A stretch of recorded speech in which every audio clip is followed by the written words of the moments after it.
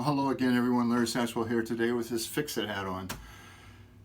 Let me start by saying if you buy a chair in a box and you put it together yourself, you're not buying something you're going to hand down to your children. However, that's the way a lot of furniture comes today. You put it together yourself, and this chair we've had, I have to admit we've had it for several years. But my wife put her foot on it to adjust and it broke. So I'm going to try to put it back together. Like with most fix-it projects, a little disassembly has to come before assembly. And this is one of those tricky fixes. It was put together with some tendons and a Craig screw type deal. The best approach would probably be to make a whole new piece. But then you run into the problem of trying to match the stain. This is a pretty good tendon. It goes in there about 5/8 of an inch, 3/4 of an inch. But there's no way if I just glue this back in here that that's going to work. I need to make a new tendon that'll go into that mortise. So looking through my cutoffs, this is what I found. I have this dowel that came off of an old spice rack that my friend Pat Salter gave to me several years. I have several of those left. It was a big spice rack hanging. I think it hung utensils or something, but it was big. I found this one. This feels like a commercial birch dowel. This one's much heavier than this one, so I would trust this one more than that. And then I came across this turning. It looked like I practiced spindle turning one day. And this is either oak, but I think gum, and I think it's red gum. In gum trees, you cannot split. The fibers are interwoven, and it's just impossible to split. So this would be much tougher than the other two dowels, and it's just about a 30-second short of fitting into this tendon here. So just almost there. And then I found my bead locks, and these bead locks are very close to fitting in there. Now this is the original bead lock jig. They've since made several improvements on it, but this one works just fine for me. This is made for making floating tendons, and floating tendons are a very strong joint. And the thing is, I may be able to clamp it on here and use that as use this as a drilling guide. It's worth a shot. I know you can't see it, but I can. So I've put a big screw clamp on here because I really don't want this to move. It feels very secure. I've looked down that hole with my flashlight. It is lined up, ready to go.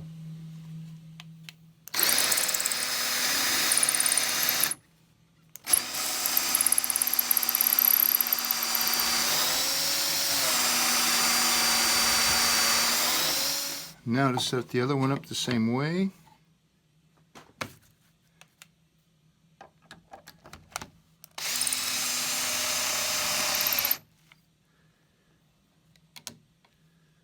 Something shifted, I'm not sure what. I'm sure it drifted over to that other hole. Yep.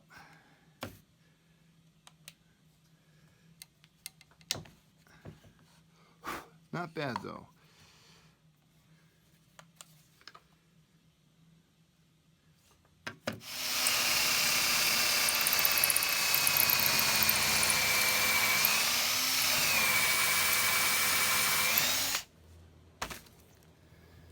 That actually looks pretty good.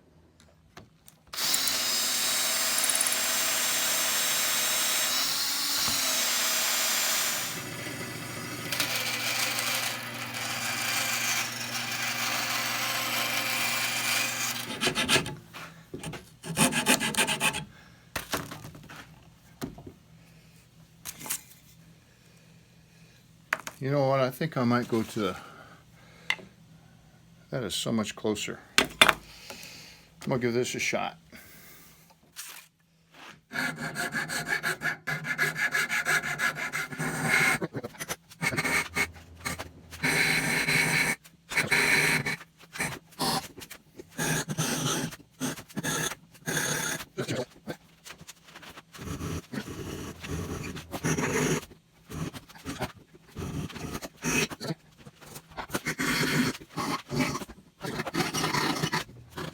this joint needs to be a lot tighter than this joint.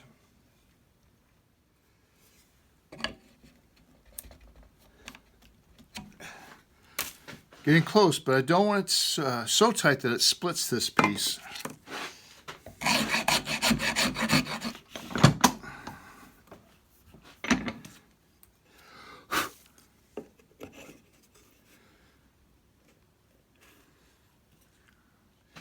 I'm not going to use wood glue here. There's a little bit of a void down the bottom yet, and there's a little bit of a gap around here. So I'm going to use some 5-minute epoxy. And so that it doesn't come out of this hole, I'm going to dam it up. And then I'm also going to put a little dam across the top here, because I don't want it dripping down the sides. It'll come out. There should be just enough in here for this project. This end of the project. There it comes.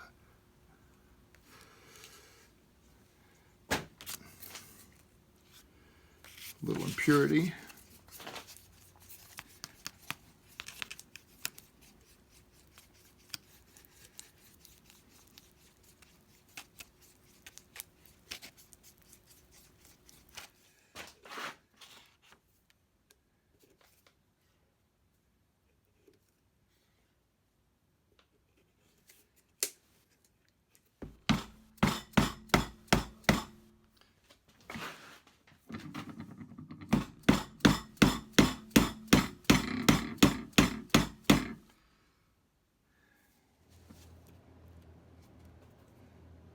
Feels really solid in there, so just going to let that set up. Well, it's been just short of 5 minutes, so I took the dam off and cleaned off this extra. So now it's just a matter of marking where this needs to be.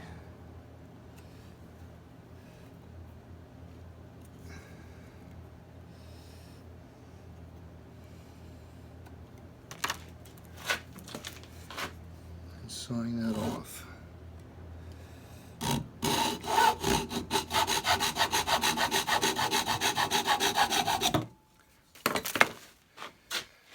So now repeat on the other end.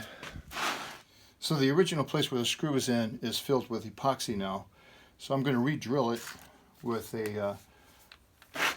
my Craig jig.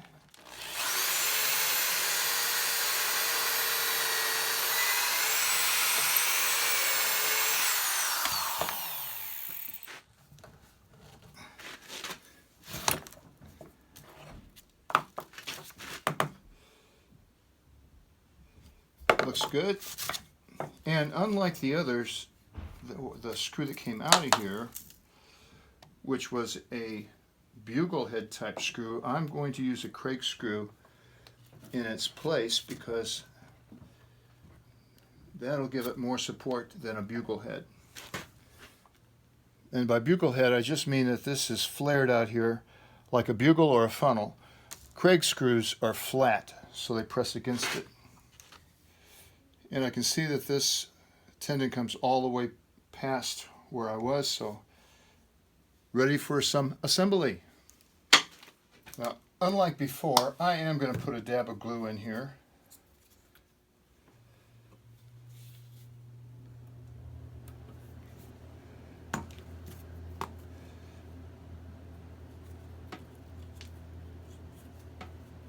Spread that around a little bit.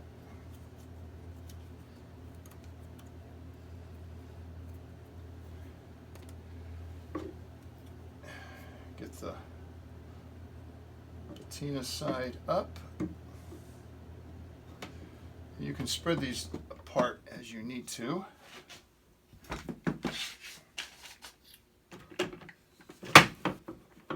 Clamp on it.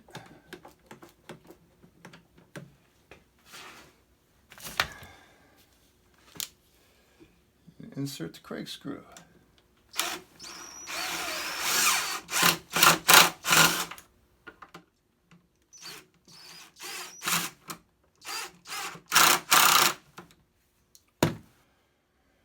Now, I'm going to let this epoxy set up for several hours before I take this back upstairs And before I take it upstairs, I'll make sure all of those screws are tight as well. Now, that was my way of fixing it. I could have just as easily clamped it in here and drilled a 3/8 inch or half-inch drill, whatever I had, dowel, from the outside here all the way into there, put some glue on it and pounded it in. I also, as an alternative, could have just used a big old long screw, but I think this is a little bit of a better and longer fix. We'll see. Thanks for watching. Till next time, be safe.